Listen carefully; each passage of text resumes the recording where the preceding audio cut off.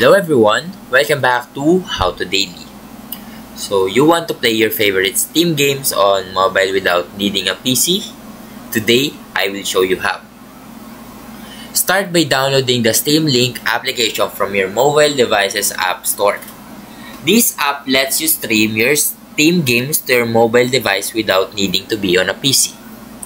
While the Steam Link app supports touch controls, it is best to connect Bluetooth controller for a better gaming experience.